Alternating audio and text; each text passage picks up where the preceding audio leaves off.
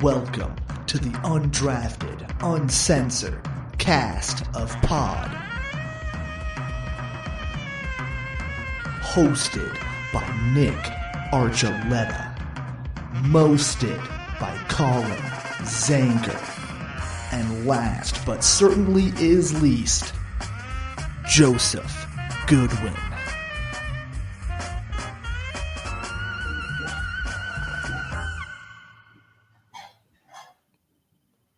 I think Nick was waiting for the music, and it's already played, Nick. Or he's completely frozen. So he's welcome gone. in, everybody, to Undrafted, Uncensored, here on a Saturday late morning, a brunch time edition of Undrafted, Uncensored.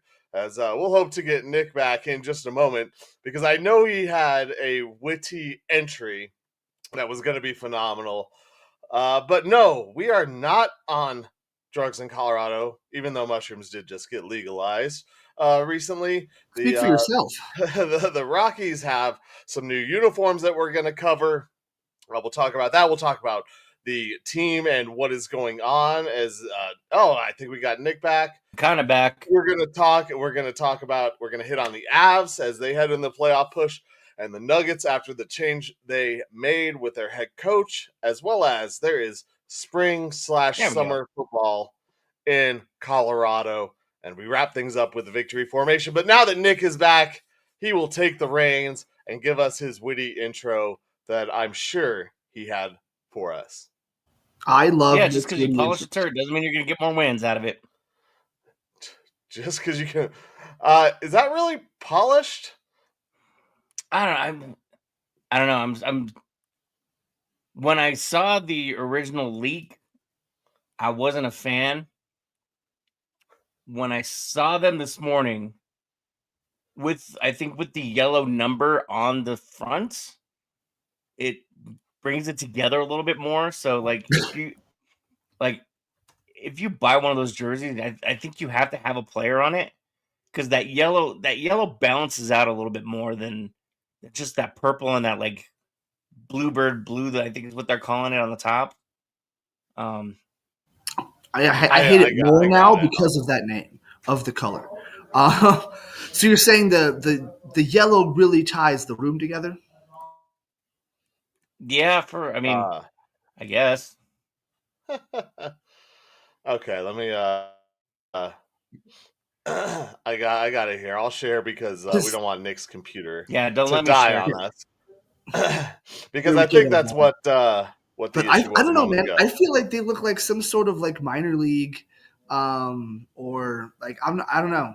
They look like, and maybe that's the point of the City Connect jerseys, is kind of like basketball, where it's just completely different everything. But like, I don't know, man. It feels, but also it's the Rockies, so whatever. So what I will say, it is kind of minor leaguey. This is Thomas Harding's article, who does a lot of really great baseball stuff. Yeah. Obviously, the nod to the sunsets. It's a cool nod, going from the plates to the sunsets, from the streets to the sky, basically with this uniform this year. I still think it looks this looks way more like they were on a mushroom trip when they decided to throw all the colors in there. I get what they were going for. It gives you a look on the back. It kind of feels like they were also the Arizona Diamondbacks a little bit. I was going to say, it kind of reminds me of like the Phoenix Suns. So, yeah. Or the Phoenix Suns. Okay. Some Arizona teams, so, like, hey, I don't think they're bad. You'll be happy to know that the numbers on the back are ripstop. I don't know why that's important, but they're ripstop. Thank you, Nick. It's an odd to the snowboarding and skiing. Oh. I didn't read the full article. I went through the pictures. And I think if you go through the Insta, they have all the different promo photos they took. But also, if you can't tell those little things by looking at the jerseys, like how relevant is that? Oh, it's a nod to skiing and snowboarding. If they didn't tell you, though, would anybody notice? Well, that's kind of the thing about them, too, is they're supposed to have those little features that you're kind of supposed to find, or that are just secret little subtle nods to anything, because I think in the collar they have the Denver City flag. Yeah, I could see that now that you mention it. Yep. And then you have the Colorado on the sleeve. Not really a fan of that. Here we are giving fashion advice, and we'll start talking about sports in a minute. I do like the logo on the helmets though, That came out and better the than I thought it was hats. going to. Yeah. The jersey I'm not that big of a fan of. I will say with this, the other thing I do like about it is that they're full pullover uniforms, and Yes, I was the going to reasoning touch on that. behind that was that it's a young team and it goes back to youth days and youth games where you always had pullovers. And so Yeah. I really am kind of a fan of that, and I can see a little bit about what they were doing because in my youth league, we played as the minor league teams, and they always had fun names and quirky uniforms Yeah. and quirky logos. So I understand where they were going. I'm just not a fan of the whole half and half, I guess I should say. That I think is what kind of cuts it off, because you have this cut off on the sleeve, and then you have this cut off on the chest area or the back. That's really weird to me. I don't think that looks good. And I think But that overall, maybe it's it's just the blue oh for god. me, but like I think you're right. Yeah, the half and half is weird. But I feel like if it was a better color, it wouldn't be as weird. Like if it was a more Rockies centric, like maybe like a silvery kind of shade or some shit, or if I guess they're trying to not go for the team colors exactly, but they got the purple. So like, I think that for me is a big part of it. But yeah, you're right. The whole, especially on the back, where it literally just looks like a Bob Ross landscape before he's added anything. Um,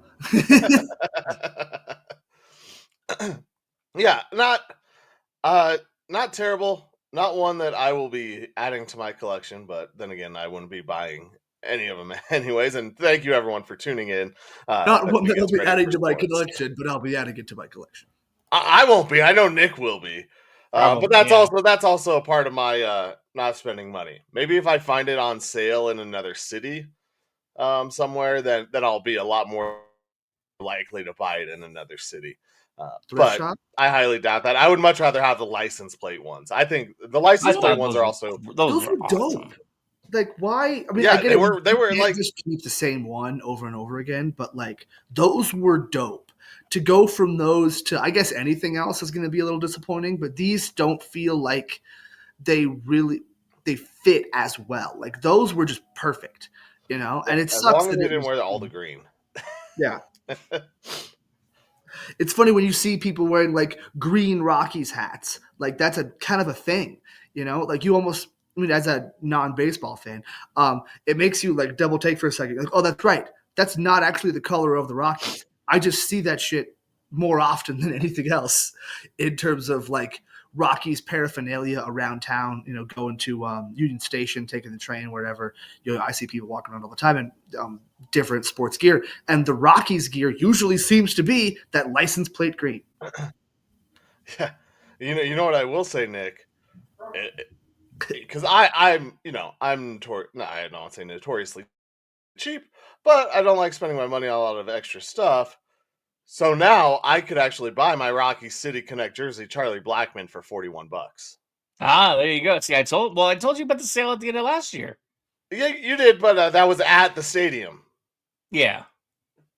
Hence So why I can't didn't. go Where I there. shop. Yeah. Mm-hmm. That's where I buy my Rockies But gear. I'm sorry.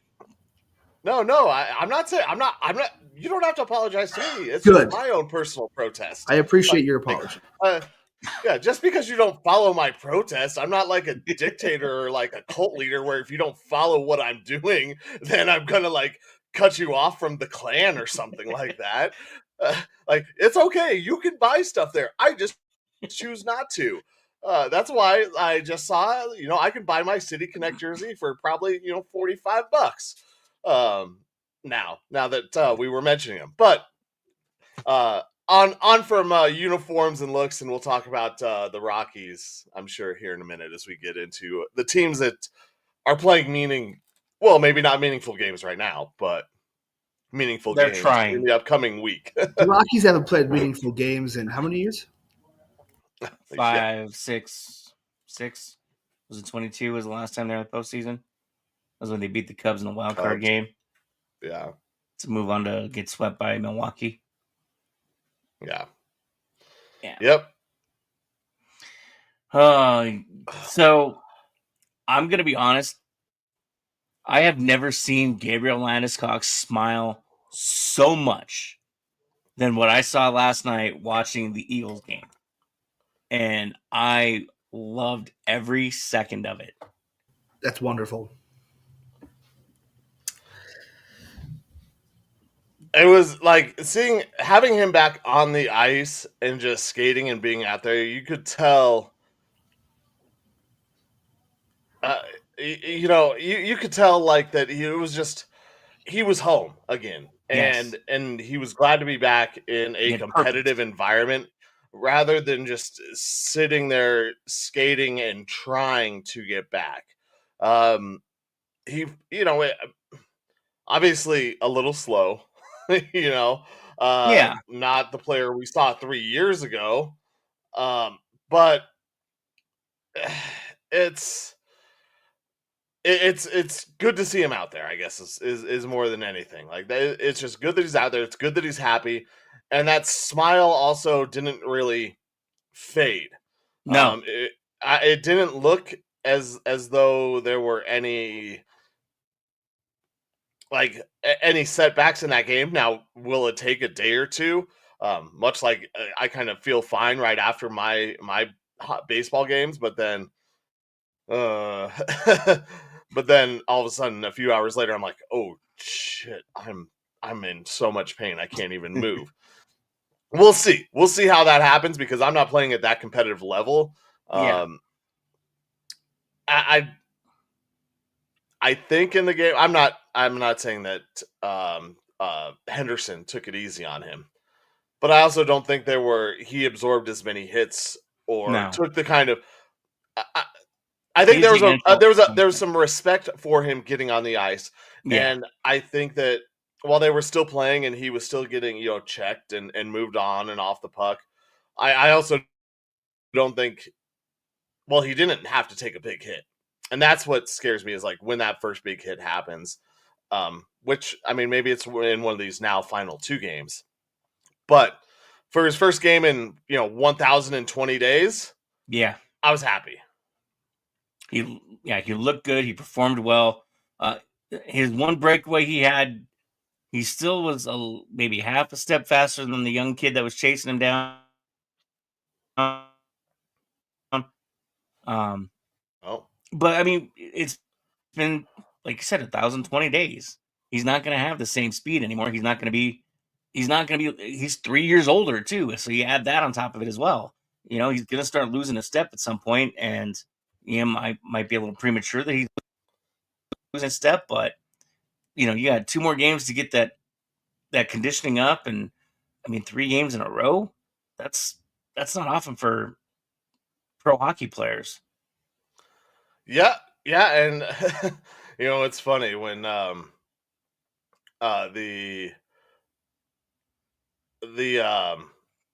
tickets for that game were going for like $500.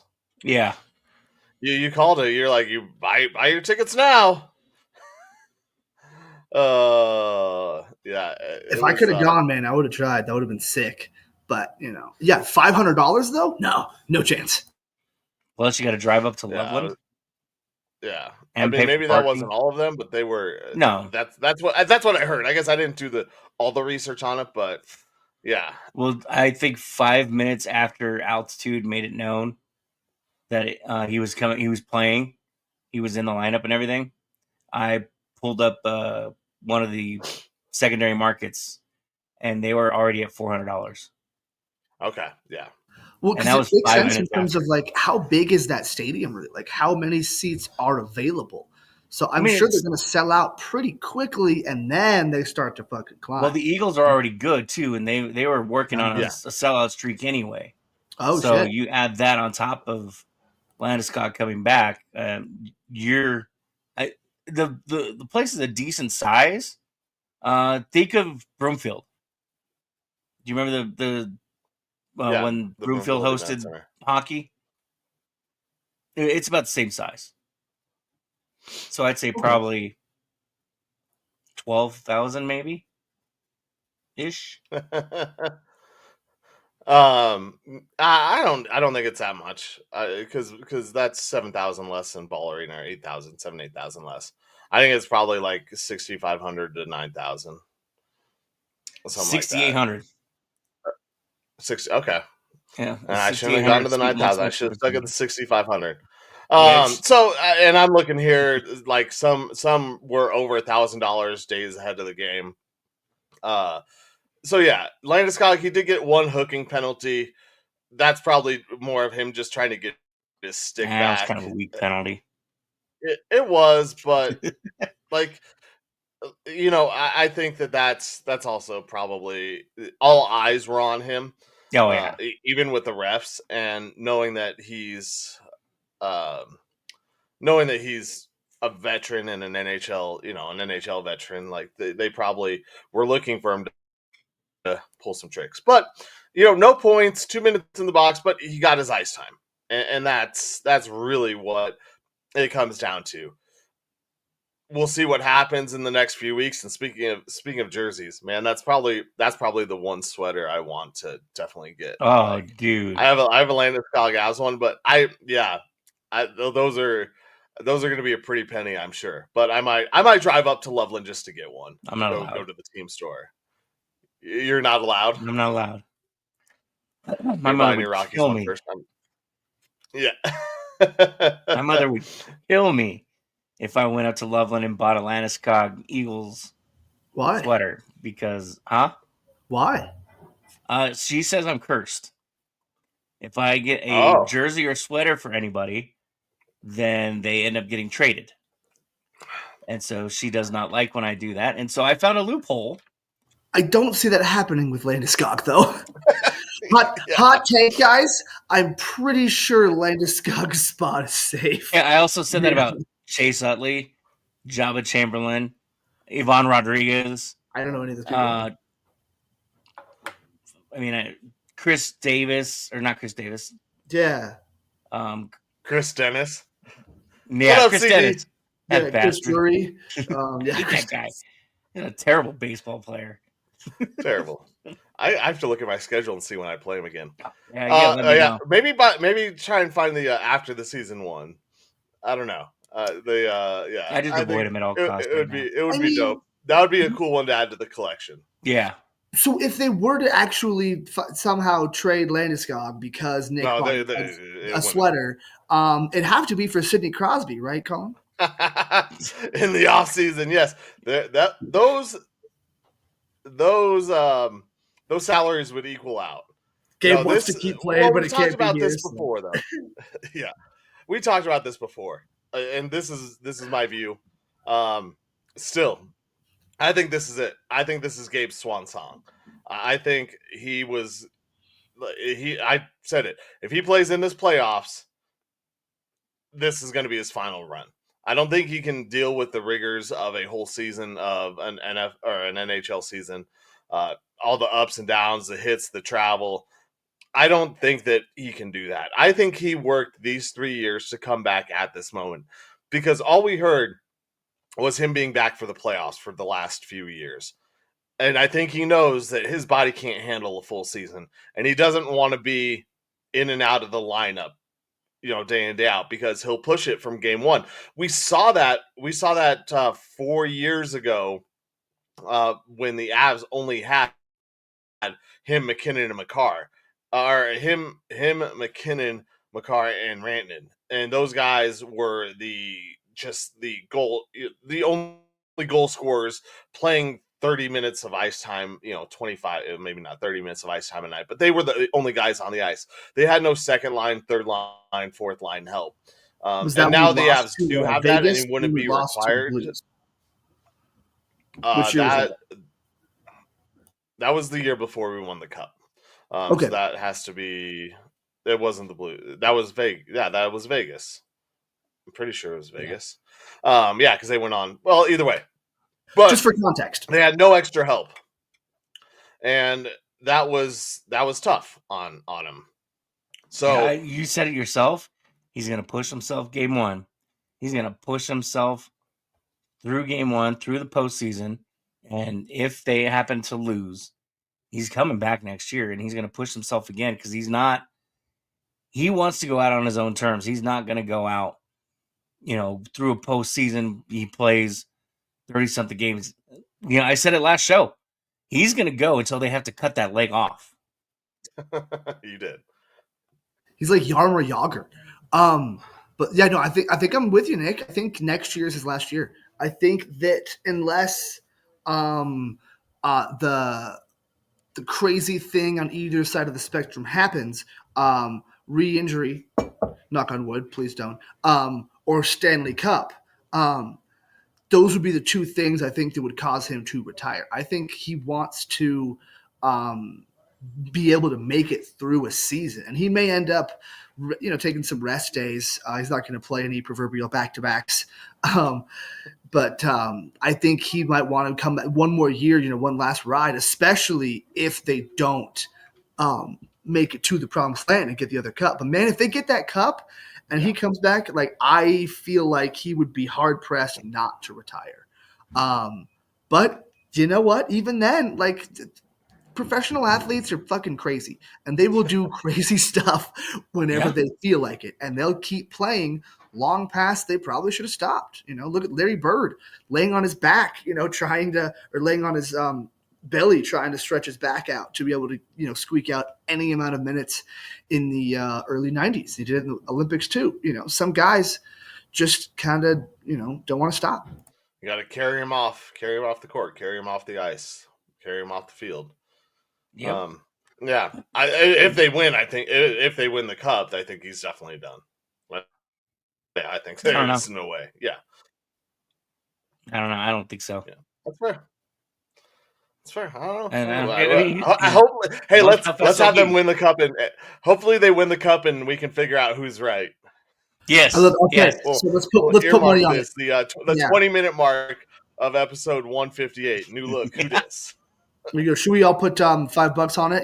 If the Avs win the cup, does Gabe Landeskog retire? No. I don't know where we could place that bet besides between us, but yes. Yeah, what are the odds? Yeah. In other words, Nick would owe us both $5. We're putting it in the We'll find out. That's fine. Should we just bet victory formation money on it? Yeah. Yeah. Our fake winnings. Yeah, I'll bet you guys $5 fake dollars that Gabe Landeskog retires when the Avs win the cup. Well, it's cool. He had his boys there too, up there, and I don't know if you guys saw that. Taser and Gabe. Gabe was there, obviously. He was there. He was up there. Taser, Nate, Kale, Gabe. Oh, there was one other guy, and I can't remember who it was now. Landeskog. I can't remember who it was now, but that was cool to see them all there. Was EJ up there? No, I think EJ. So you said McKinnon, McCarr, Taves. Could have been Nishushkin. I don't know. But that's cool. I didn't know that the other guys came up. There's a handful of them that didn't take the trip to LA today. LA? Yeah. Allah. Yeah, La La Land, and then. Well, yeah. I mean, the Avs are basically they're set. The regular season's over. They're locked in their playoff spot. They're playing the Dallas Stars regardless, which is that's good. Of course, Stars are on a downfall right now. I think that's a great time to play them. Yeah, of course it's the Stars, but at least it's the Stars in round 1. If it was the Stars in round 2, then I'd be a little bit nervous. But let's go. This is gonna, obviously there's the Rantanen connection. That'll be fun to watch what happens, and Duchesne as well. Yeah, there's Duchesne. It's going to be a very fun first round. And you got to imagine, I don't think the Avs can clinch home ice anymore with the loss the other night. There was an opportunity for them. I think Dallas had to lose all of their games in regulation, and the Avs had to win all their games in regulation. So I'm 99% sure that the Avs are going to be in Dallas for game 1 and 2.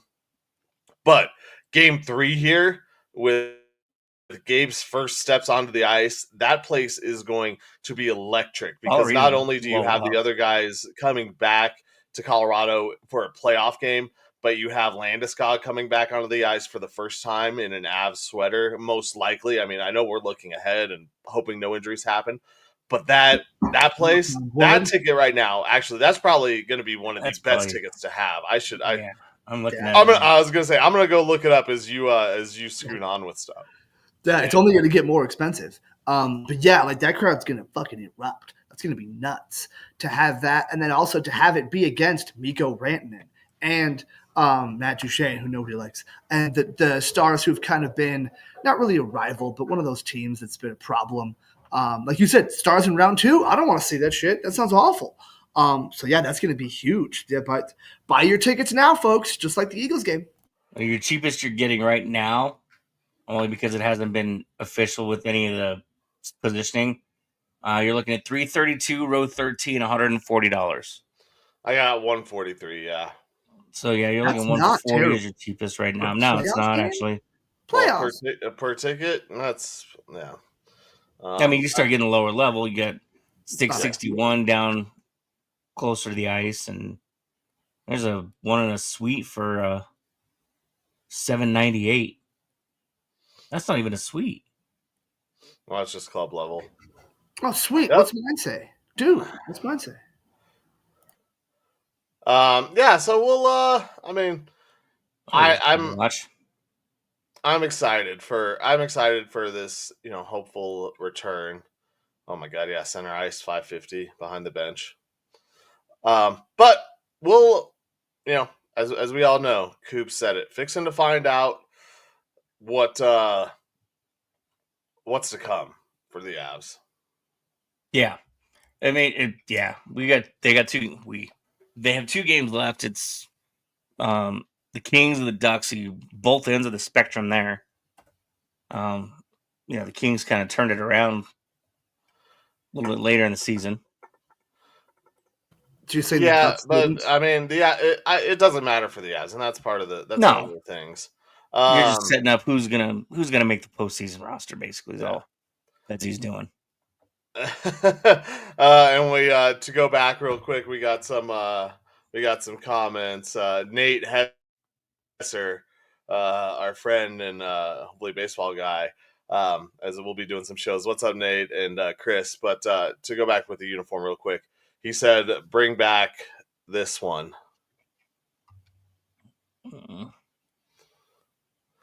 I got the shirt with that, but the old school Rocky skyline. Hey, Nate, I totally agree. That's a pretty cool logo. Let me see it again. My computer. I was checking Instagram real quick. Oh, I got to turn this light off. Oh, okay, yeah. I've got one of those. Yeah. So agreed. Turn the clock forward. The hats are good. Nate obviously doesn't like the colors either. They could have done some better stuff, but appreciate you chiming in. You knew they had to get their sunset out of there at some point. Yeah. But yeah, so as the sun sets on the Avs season, we talk about another sunset in the Nuggets season. Yeah, they're 2-0 since they made the coaching change. That's nice. They look like a different team a little bit. Jamal made his return last night. They played behind pretty much the whole game until the last 2 minutes when they finally took the lead. And they just kept creeping forward. And the Grizzlies, I don't know what the Grizzlies just like ran out of gas at the end, it seemed like, because that last 45 seconds that was Brick City. Well, the Nuggets have a new strategy. They were sick of blowing leads in games, so they decided to just not have a lead until the end of the game. Smart. That's how they did it in the bubble. It's like, we'll just go down by 20 and lull them into a false sense of security. It's every single time. That's when you really got the Clippers where you want them, when they're up by 20. Yeah. So the new coach has a new philosophy. Just don't hold a lead going into the fourth quarter, Yeah. and you'll be fine. Well, and what you know, to turn it back seriously for a second, a lot of these guys are starting to step into their roles now too. The last couple games, you got Joker getting back into his player coach role, basically. Taking the whiteboard and just scratching out plays and doing what Joker's supposed to do. You got CB that's starting to step up a lot more. It seems like too, where he's leading them out of the huddle onto the court and finally establishing who he is as a definite starter, and starting to become a little bit more of a leader. Even though you have Joker, CB can go out there and take over, and I think that's going to help Jamal a lot too, because now Jamal doesn't have to be a leader anymore. I think he's just he's a dude.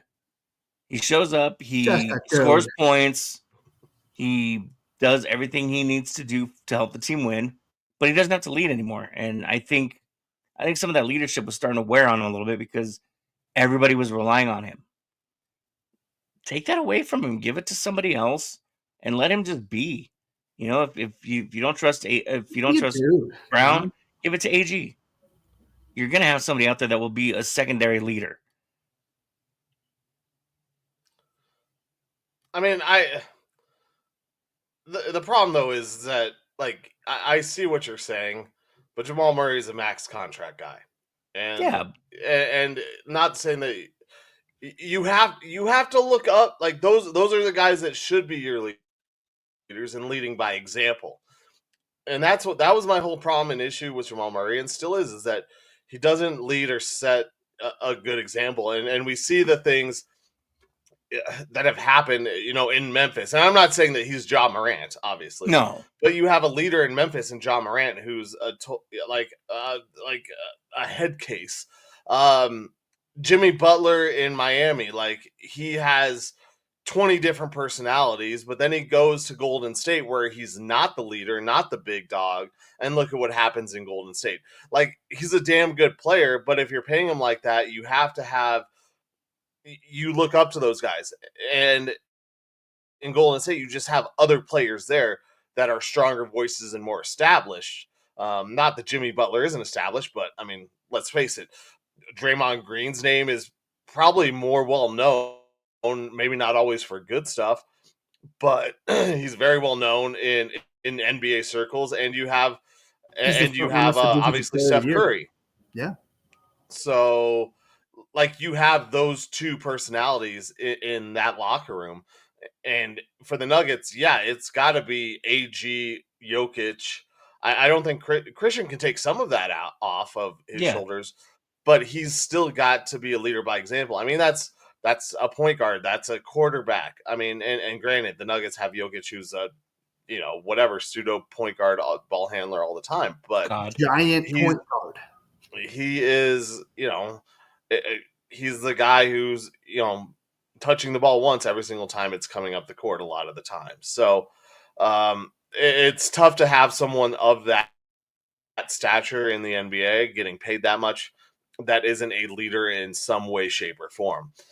So hopefully, I mean, maybe you're right. Maybe this just lets Jamal Murray go out and play. That would I mean, he be can still something. go ahead. Sorry, I didn't mean to cut you I off. just, I just, like I said, I just really think that I don't know. I'm really out on Jamal Murray, and I have been for a while. The thing earlier this year when he left the team, not really left the team, that still bothers the hell out of me. Maybe it was part of the culture and the thing with Malone and all that stuff, and the uprising and things will be different. But you fool me once, you fool me twice. You're not going to fool me a third time. So I have to see it from Murray, and maybe we get playoff bubble Murray back. Yeah, and I mean, I was gonna say too, he can lead without leading too. Like you said, you want those max guys to be an example. So be an example. Just go out there and play. Just get your ass out there, score your 22 points, and be a leader that way. Get your big shots, hit a big time three here and there, and keep the crowd engaged. If you can do that, you clearly are earning your max. But go ahead. But he's never been that. Like, he's been that on accident sometimes by just hitting the shots and being on fire and being a good player. But I don't think I've ever really seen Jamal as one of the leaders on the team, as one of the guys that's really pushing the winning culture forward. He's not necessarily felt like he's been a detriment to the culture. I guess at times, yeah, but there's some guys have just felt like that at times, but I haven't felt like he's really been that kind of guy, and I think Colin's right. You need one of those guys to at least lead by example. Like not every max player is going to have the attitude of Kobe or Jordan, but they can at least lead by example. Be Dennis Rodman. Yeah, and that's more of what I'm looking for out of Jamal Murray. And I said it here last week when we did our emergency pod or was that even last week? Or earlier this week? Holy crap. Earlier this. Wow, this week has been Yes. this has been a wild week. This team, Josh Kroenke wants Jamal Murray to stay a Nugget. Like, he wants all of these guys to stay. That was the reason behind the firing. Part of the reason, because I think, like I said, if Malone stayed here, Jamal Murray was definitely gone. And Josh didn't want that because there are the run it back feelings with this team. Because minus a few pieces, it's the same squad that they won a championship with. Mm-hmm. And they, and I would argue that the pieces that they've gotten are the replacement pieces are an improvement upon what they had. The Bruce Brown one is a little tough, because they don't have that same guy off the bench. But I think Russell Westbrook in that situation is probably like 85% of what Bruce Brown was at times. Sometimes he can be way better than Bruce Brown. That's what he's supposed to be. That's why I say like 85%. Yeah. So that's where I sit. And you want him to lead by example. And I maybe like we mentioned, the firing makes these guys wake up and realize how important this is to not just the organization, but to everybody involved. Because I don't think there was like really hate towards Malone. Well, there's probably some, but I think that all the other stuff going on is what really spurred this whole thing to happen. Yeah, I guess there's an article in The Athletic about, basically the internal collapse of that relationship between Malone and Booth. I haven't had a chance to read it yet, so I'll probably do that here today or tomorrow. I guess it's a really good article, so if you guys get a chance to, it's supposed to really detail what happened. But I don't know. They got 2 games left. Well, 2 games. They have tonight left, right? Yeah. No, and Sunday. Yeah, there's no games. Play tomorrow. There's no games today, and there's 15 games tomorrow. All 30 teams. I am. Yep. Yeah, I'm. Wow. It's really weird. I know. I was shocked. It is. This morning, I was like, "Who plays today?" Because I'm thinking about who's gonna, move slightly up and down these ridiculous fucking standings in the Western Conference. And wait, there's no games today. I don't get my fix of seeing somebody move up a little bit and how this is going to affect the Nuggets and whether they can get out of or stay out of the play-in for sure. And that's another terrifying thing about it is they have to win this game to guaranteed be out of the play-in. It's still a low likelihood, but it's not impossible. They could still end up the 7th seed even now. It's crazy. This whole Western Conference have 48 points. The Grizzlies have 47. Nuggets are 40. Oh, I'm sorry. Hang on. Let me read that right. You're good. That's wins. Points, wins, it's whatever. Basketball, hockey, who cares? Yeah, I'm gonna stop pretending I know what I'm doing now. I'm just gonna move on to football here. Between 3 and 7, it's like a 1-game difference. Yeah. So if we lose to the Rockets and the Clippers lose to Golden State, us losing to the Rockets makes us lose that tiebreaker. And then Timberwolves have to beat the Jazz. They don't have Anthony Edwards potentially, so like maybe there's a chance there. But that's what has to happen for the Nuggets to fall all the way down to the 7th seed. Is the Clippers get the tiebreaker on us and lose, so we end up tied with them, go below, Golden State goes above, and then Minnesota has the tiebreaker on us, obviously, so we'd be tied with them and they'd go above, so we'd end up with the 7. Let's not do that. Let's just beat the Rockets and pray. Just win. Let's just start with just win. Yeah. Just I was win. going to say the Lakers clinched the 3 spot the other day. Exactly, yeah. So 3's done. Yeah, the 3's highest done. that anybody else can get now is 4. Yeah. That's where it's sitting. But it'll make an interesting Sunday, and we'll have one of those games to choose from in a few minutes. Shocker. Golden State Clippers. Go ahead and move on to the padded gridiron, even though it's not padded. All the walls are padded. Colorado Spartans make their home debut tonight. They will be playing at the Denver Coliseum. Tickets are still available. And Colin, if I ever get the tickets from Alex, I will finally send you your pair. I was like, I might have my tickets already, but I'm planning on being down there. Call. Yeah, I mean, no matter what, I'll get you it. I mean, first and foremost, I want to say congratulations, Nick, and good luck tonight. I know we don't want to spend a lot of time on the Spartans, but Nick is the play-by-play man, as we mentioned, for the Spartans. So if you like this, you're watching this, tune in for a little bit of the Spartans stuff, and tune in for the Spartans game and some of Nick's comments and quirks, and as he goes through this awesome opportunity. So definitely, Nick, proud of you for getting this this opportunity and chance, and I know you're going to crush it, and hopefully the Spartans crush too, and that it's a fun team to watch. But it's football in the springtime and summertime, and I'm for it. And this is a faster pace game, which is something that if you've been to football games, it'll be different. It's not like the 2 minutes in between, not 2 minutes in between plays, but it's not the same amount of time in between everything that NFL games really take when you're at the stadium. So it should be a fun experience for all, and being at the Coliseum, obviously this is going to be a more intimate opportunity. And, for those of you who haven't had a chance to meet Nick, go out to the game. I'm sure he'd love to kiss some babies and shake some hands. Yes. I don't kiss babies though. I just pat them on the soft spot so I can mold it. He gives them a dent. Yeah. It's an ashtray now. But yeah, I mean, game will be on YouTube through the National Arena League Facebook page or YouTube page, excuse me. And it's early in the season, but it's a must win for the Spartans right now. They're sitting in third in their league, and they are in their conference, and they've got to clean things up. Penalties have been a lot of their problem.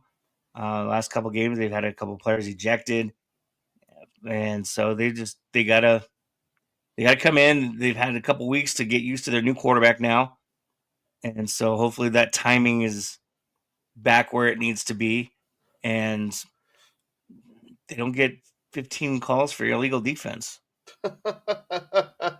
See, folks, that's the sound of a play-by-play man who cares. So that's why you have to check it out for these silky smooth tones of one Nick Archuleta on the call. And not so smooth, our friend Alex Botello chimes in. He's so smooth. He's the smoothest. Mr. Joe Goodwin is supposed to be working his radio job or something like that. I don't know. He's just giving you crap. I'm out on assignment. Yeah, he's on assignment. So appreciate everybody tuning in and interacting through Facebook, our chat here, whether it be YouTube, Instagram, any of them. We appreciate everybody in the chat getting in with us. But we'll make sure that Joe's working next Saturday morning, because he has got to give us the fishing updates. Hunting and fishing. Who else is going to call me a misogynist if not the listeners of the Dan Jacobs Show? You know, Yeah, of course. it's So really important, and he'll be back in full form next week. and like on the reels, like for reals though, like this is the worst possible weekend to have my shift switched because I don't get to hang out and talk to Dan about all the crazy shit with the Nuggets and Malone getting fired and all the takes like that. That is a little bit sad. So that's why we had to move up the podcast and record it now, so we could, try to take away some listeners from the Dan Jacobs show. Yeah, it's all about taking away from Dan Jacobs. Love you, Dan. Thanks for all the help. Yeah, there's his But, listeners are loyal as hell. They'll kill someone. oh, yeah. They know a good I lawyer. was gonna say needing help. Yeah, Even that's a more good so than the transition right Rockies uniforms. Oh man. Well, the nice thing was they were forced to bring up Bean. And I mean, you and I had talked about it before. That was straight contract. That was an attempt to control contract. Yeah, It's that's all that was. And then Dolander came up. Dolander looked pretty good for his first start. We'll see how he fares after start number one, because when you get an open at Coors Field, you drive the 6 hours or whatever it is up I-25 from Albuquerque. it's 7 to get to Denver. Of course, yeah. I got there in about 6. I don't really want to talk about that. Well, you have a you kind of have a free pass too. No, there was no free pass. You kind of do, but we won't get into the semantics. There was an hour in there that it was more important that I maintain a certain speed because we won't get into the semantics of why I was pulling a Kramer. Why you get a free pass? Let's just say I was pulling a Kramer and really seeing how far that I could take it to E. No, I think you're more pulling. What's the guy from Super Troopers that puts on the mustache and drives the sports car?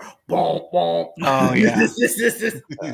Well, yeah. Dolander gets the start tonight in Petco, a place that has notoriously been very rough on the Rockies. Last night it was an 8-0 final, I believe. With the Padres, I believe, hit 3 home runs in that game. Yeah, 6 of those runs were off Herman. Yeah, Marquez has struggled there too, and Marquez has actually just struggled against the Padres in general. Yeah, at Coors Field and at Petco. So Dolander gets his second opportunity, try and go out there, get a win. I think that I'm really interested to. We talked about there's no basketball on the Nuggets or the Avs games don't mean anything this weekend. Besides the Spartans, who we're definitely tuned into, I'm very interested to watch this game and how Dolander approaches his second start and what these young guys can do, because they did not hit yesterday. They need to learn to hit on the road.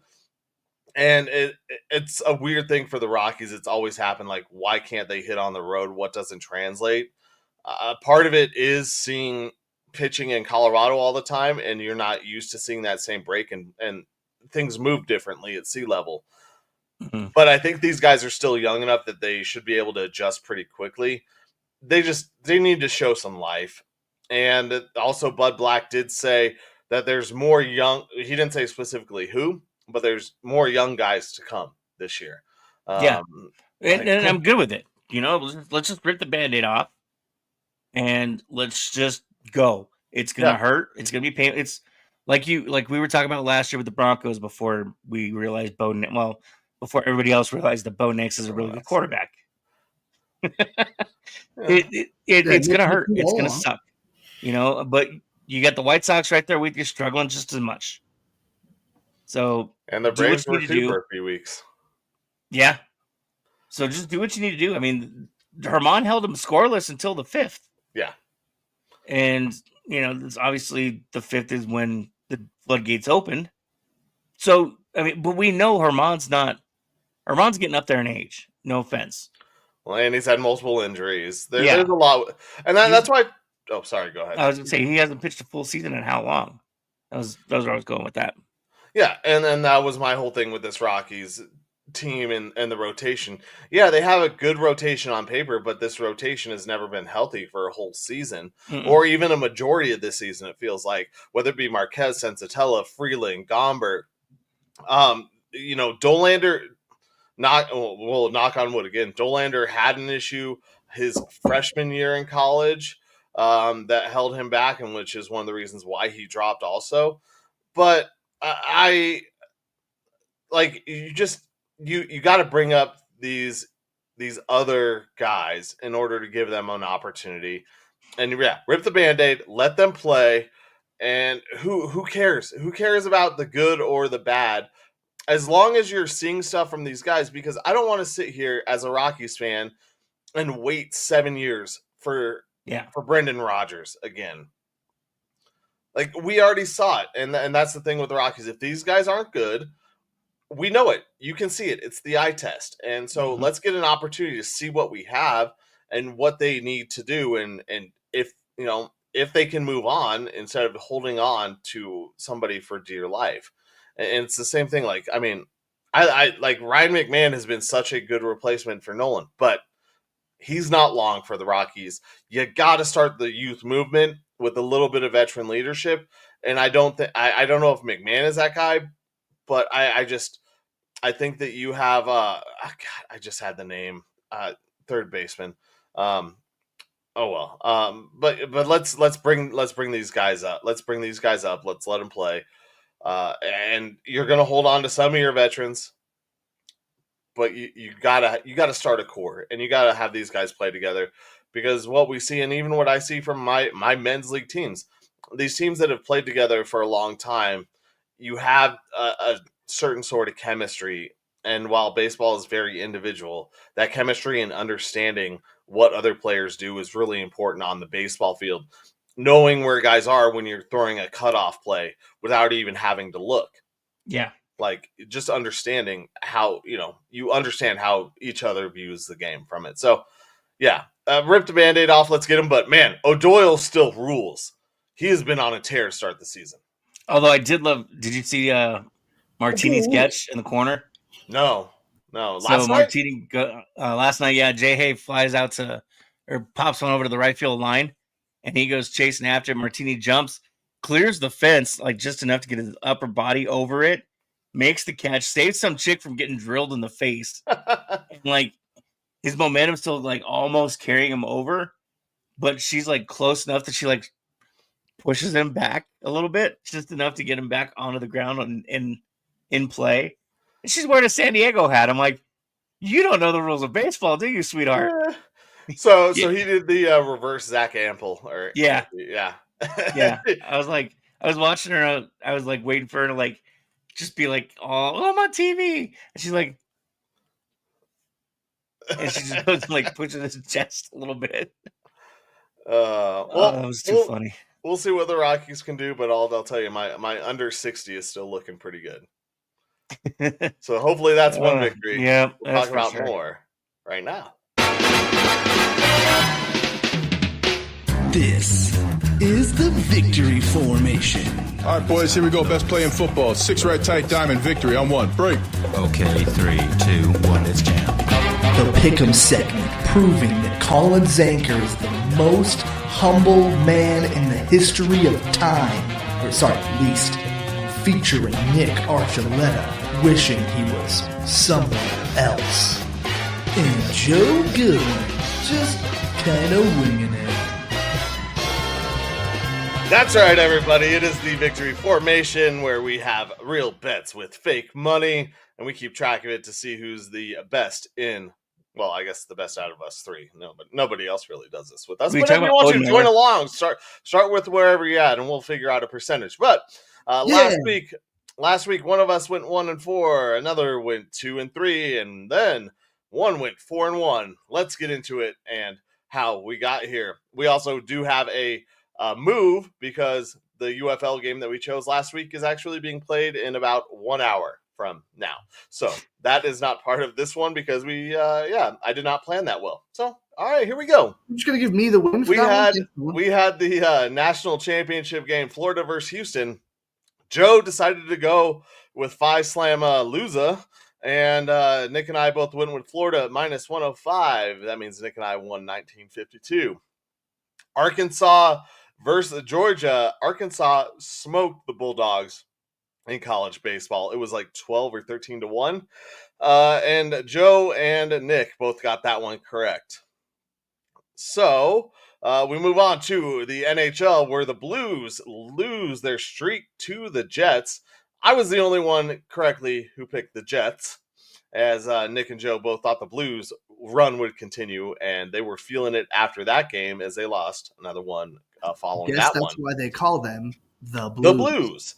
And then in Major League Baseball, it was the Blue Jays versus the Red Sox.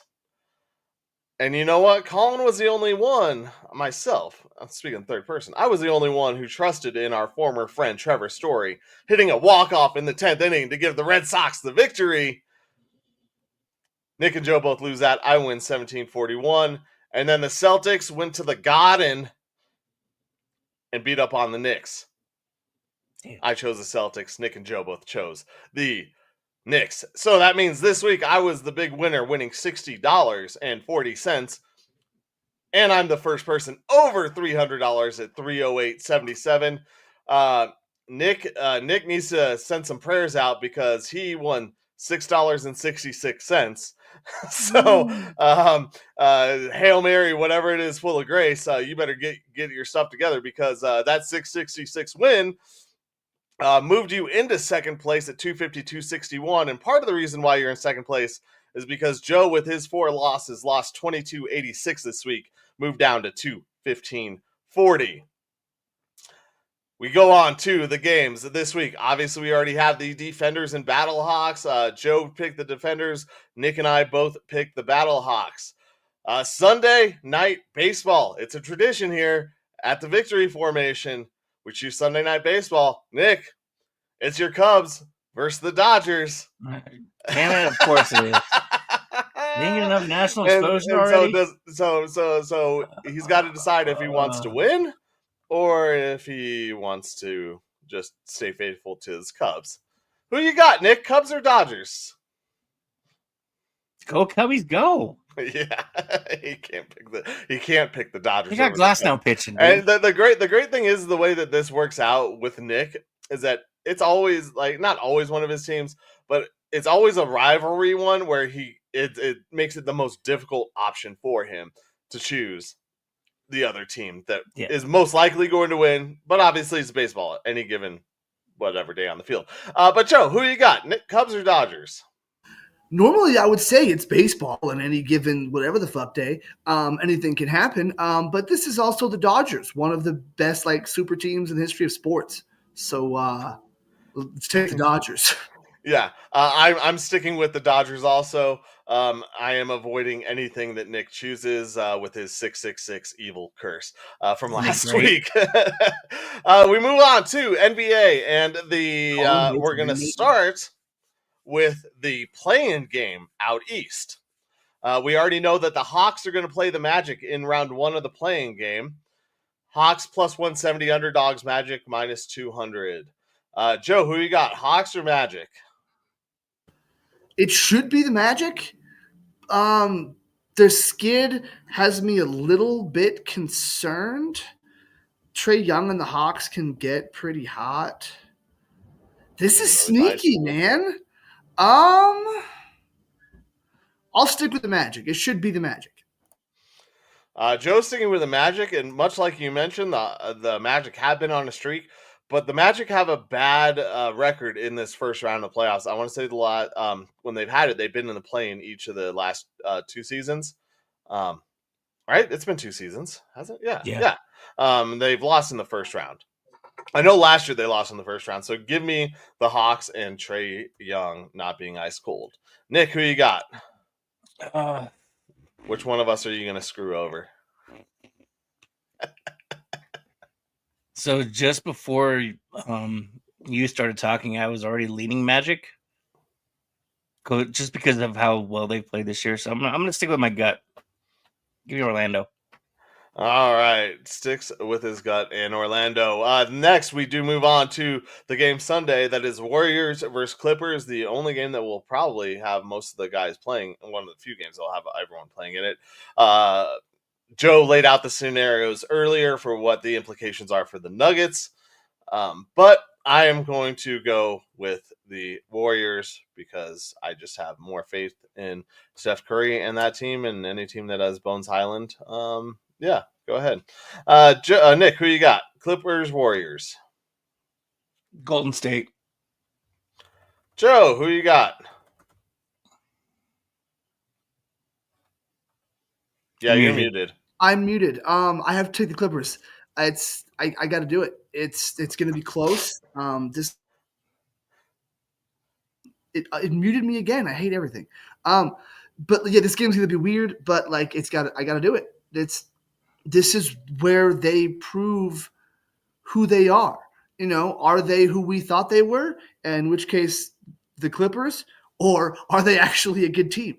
The Warriors, I have it together pretty well. But this isn't really a do or die game yet.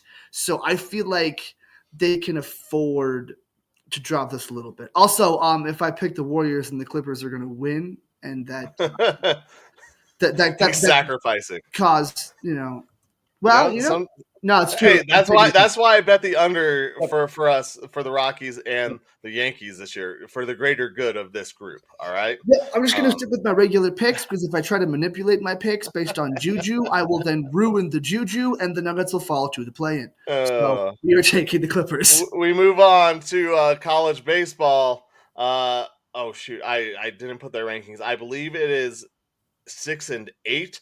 Number 6, Tennessee. Number 8, Ole Miss. In a matchup of SEC schools and Southern schools. So going to be another. College baseball is so good right now. I love college baseball.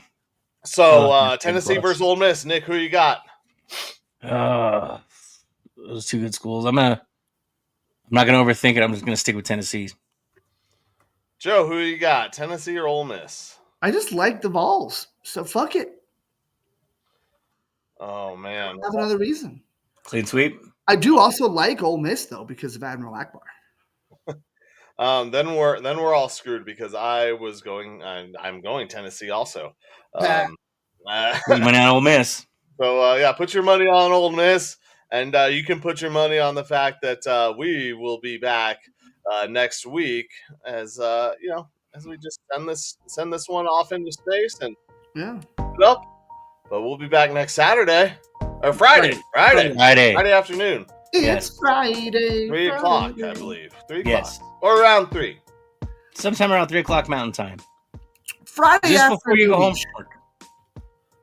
Just it's a perfect time where you guys can. It could be 4. You can tune in. You can on Friday coast your way through the rest of your Friday. A little sports talk. Get in the chat a little bit. Have some fun with us, like you did today. See, this is why you tune into Spartans games, for those silky smooth tones. Thank you, Joe, for pushing my broadcast. Thank you, everybody, for tuning in today.